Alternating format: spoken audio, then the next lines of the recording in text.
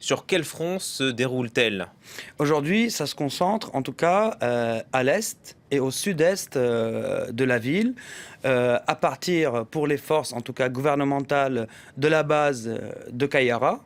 Donc c'est une base qu'ils ont réussi à prendre il y a quelques mois. On va la voir sur la carte.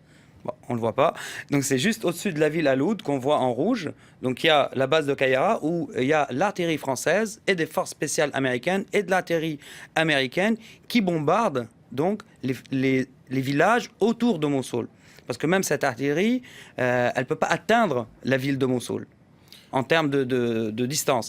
Et donc aujourd'hui, les batailles se concentrent à Aloud, donc contre les forces gouvernementales, contre les milices chiites qui appuient les forces gouvernementales, donc armées et police. Il y a eu des opérations hier et aujourd'hui, c'est fluctuant. Ils ont réussi à avancer un petit peu, les forces gouvernementales, mais la géographie est très dure là-bas, avec plein de vallées, un terrain accidenté, donc c'est difficile pour avancer.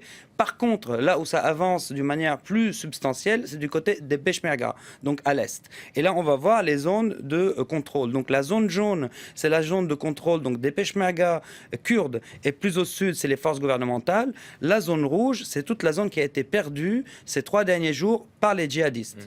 On voit le drapeau turc, il y a une présence de l'armée turque là-bas, avec 2000 miliciens sunnites entraînés par les Turcs, mais qui ne sont pas encore rentrés en jeu, même si l'aviation turque a affirmé bombarder Mossoul en soutien à la coalition. Donc on voit qu'on est encore très loin de Mossoul, la ville. Il y a encore un autre bourg ou une autre zone avant la ville qui devrait être prise pour préparer les offensives et créer des avant-postes. C'est la zone de Hamadaniye et c'est aussi, a priori, les Kurdes qui vont avancer dans ces zones-là. Mais encore une fois, les combats sont très durs et fluctuants. On est encore dans des combats de village. Donc ce n'est pas encore des combats urbains. Et à première vue, d'après les informations qu'on a, les djihadistes résistent. Ils ont envoyé plus d'une vingtaine d'attentats kamikazes depuis hier. Là, cette vidéo, c'est une vidéo donc, de l'EI à la première nuit des opérations. On les voit déployés dans la ville, certes masqués, ce qui prouve qu'ils sont un peu encore méfiants vis-à-vis d'une partie peut-être de la population, parce qu'on sait qu'il y a eu des tentatives de rébellion qui ont été très vite éteinte par les djihadistes, mais qu'il y en a eu quand même, moins que ce qu'on a pu entendre dans les médias, mais il y en a eu quand même. Donc il y a eu au moins une quinzaine dans les 2 derniers jours exécutions.